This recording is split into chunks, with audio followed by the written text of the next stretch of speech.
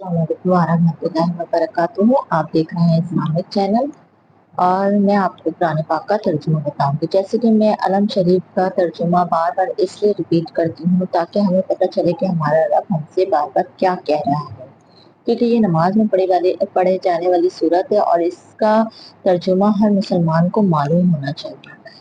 तो इसीलिए अल्हम्दुलिल्लाह रब्बुल इज्जत सबसे पहले कहते हैं मेरा शुक्र अदा करो। उसके बाद अल्लाह ताला फरमाते हैं किसका, जो सारे जहां का आलमीन है। और शुक्र अदा हम तीन तरीकों से करते हैं, एक दिल से, एक जबान से और एक अमल से। इसीलिए अगर हम दिल से या अमल से अब शुक्र अदा नहीं कर रहे तो जबान से शुक्र अदा कर रहे हैं खाली, तो इसीलिए ये तीनों अमल बहुत ज़रूरी है शुक्र अदा करने के लिए। जबान, दिल और अमल, ये तीनों चीज़ें जो हैं वो शुक्र अदा करने के लिए बहुत लाजमी है। ठीक है। इसके बाद अल्लाह ताला फरमाते हैं कि किसका, जो सारे जहान का आलमीन है। फिर इसके बाद अल्लाह ताला फरमाते हैं मैं रहमान भी हूँ और रहीम भी हूँ। यानी अल्लाह तो रहमान है, अल्लाह रब्बुल इज्जत हम सबको खाने पीने के लिए दे रहा है, चाहे वो काफिर हो या मुनाफिकीन हो या कोई भी हो, दुनिया का कोई भी इंसान हो, अल्लाह रब्बुल इज्जत इस कायनात जमीन को उसे देंगे। लेकिन जो जुल्म करेगा तो अल्लाह उसे छोड़ने वाला भी नहीं है। फिर उसके बाद अल्लाह ताला फरमाते हैं कि मालिक की यौमिद्दीन, एक दिन आने वाला है जजा या सजा का, जिसमें हर इंसान को खड़ा होना है और उसमें वो अपने अपने हिस्से का जो भी गुनाह किया है वो उसको सजा दी जाएगी। क्योंकि राय के दाने के बराबर भी कोई वो नहीं होगी, बेइंसाफी नहीं होगी। इसके बाद अल्लाह ताला फरमाते हैं कि मैं ही, यानी कि हम अल्लाह ताला से फरमाते हैं ए या रब्बुल आलमीन, तू ही इबादत करने वाला है और हम तेरे से ही मदद चाहते हैं। फिर उसके बाद हम अल्लाह ताला से फरमाते हैं या रब्बुल आलमीन, तू हमें सिरात मुस्तकीम पर चलाना और पुल सिरात का रास्ता जल्दी तय कराना, यानी इनाम वाला रास्ते पे चला देना और गुमराही से हमें बचाना। फिर जो, क्योंकि हम सूरह बकरा पढ़ा है, सूरह बकरा में हमने जहाँ तक पढ़ा है वो अभी हमने पढ़ी है, क्या चीज़ें पढ़ी हैं। सबसे पहले हमने पढ़े हैं ईमान वालों के बारे में, फिर अल्लाह ताला ने ईमान वालों की तमाम चीज़ें बता दी। फिर उसके बाद हमने पढ़ा है मुनाफिकीन के बारे में, कुफर काफिर लोगों के बारे में, फिर हमने पढ़ा है मुनाफिकीन के बारे में।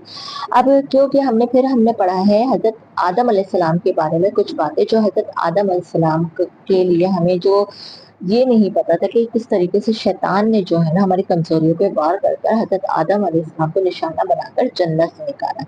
फिर अब हम इसके बाद पढ़ेंगे इसके बारे में। अभी क्योंकि एक आयत रह गई है जो ये बताती है कि हजरत आदम अलैहिस्सलाम के बारे में ही है, लेकिन फिर उसके बाद जो हमारी आखिरी आयत होगी वो बनी इसराइल के बारे में है। बनी इसराइल के बारे में बात करने से पहले मैं ये जो दो आयतें ये पढ़ लूँ, फिर उसके बाद में बनी इसराइल का थोड़ी बात आपको बताऊंगी आज। फिर उसके बाद पूरा एक वाक्य एक क्लियर करूंगी बनी इसराइल के बारे में कि उनके ऊपर क्या क्या वो थी, अल्लाह ताला ने क्या क्या चीजें उन्हें दी थी और किस तरीके से उन्हें नाफरमानी करी। लेकिन जैसे हम अभी पहले अपनी वो आयतें पढ़ेंगे जो हमारी आयतें रह गई हैं, तो हम पढ़ते हैं औज़ु बिल्लाहि मिनश शैतानिर रजीम, बिस्मिल्लाहिर रहमानिर रहीम। कुलना बिहतु मिन्हा जमीअन फइम्मा यअतियन्नकुम मिन्नी हुदन फमन तबिअ हुदाया फला खौफुन अलैहिम वला हुम यहज़नून।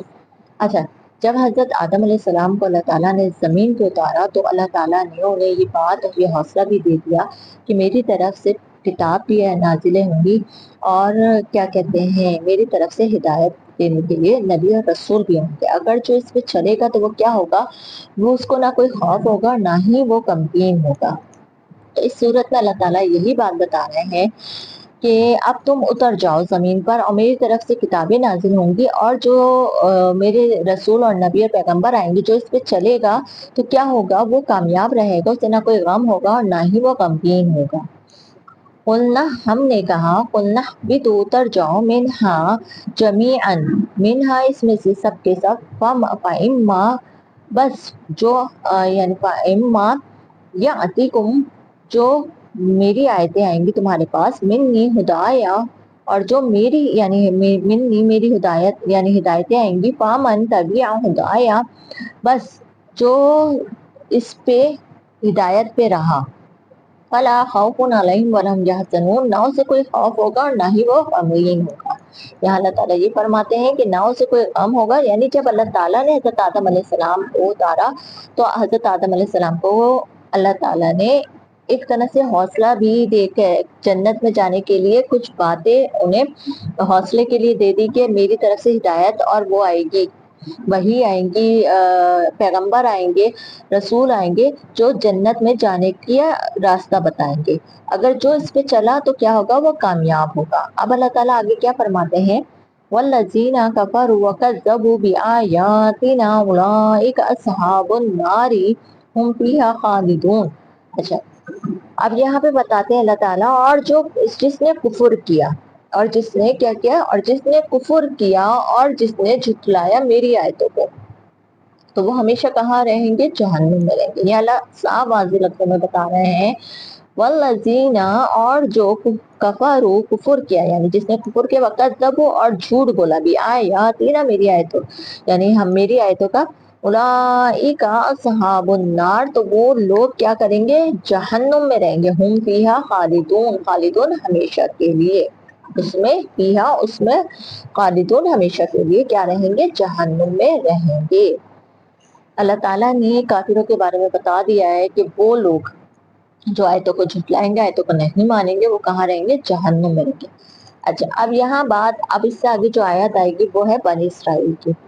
تو اللہ تعالیٰ کیا فرماتے ہیں بنی اسرائیل کے بارے میں، یا بنی اسرائیل اذکروا نعمتی التی انعمت علیکم واوفوا بعہدی اوفی بعہدکم وایای فارہبون۔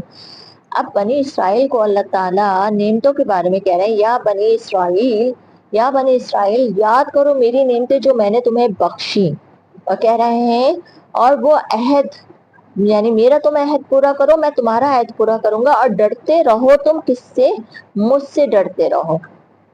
یا کہہ رہے ہیں یا بنی اسرائیل، یا بنی اسرائیل اذکروا، یاد کرو اے بنی اسرائیل، یاد کرو نعمتی التی انعمت، وہ نعمتیں جو میں نے بخشی، علیکم، تم کو، واوفوا بعہدی، اور تم میرے عہد کو پورا کرو، میرے عہد کو پورا کرو، اوفی بعہدکم، میں تمہارے عہد، یعنی اللہ تعالیٰ فرما رہے ہیں میں تمہارے عہد کو پورا کروں گا، وایای فارہبون، اور بس کیا کرو، اور مجھ ہی سے ڈرتے رہو۔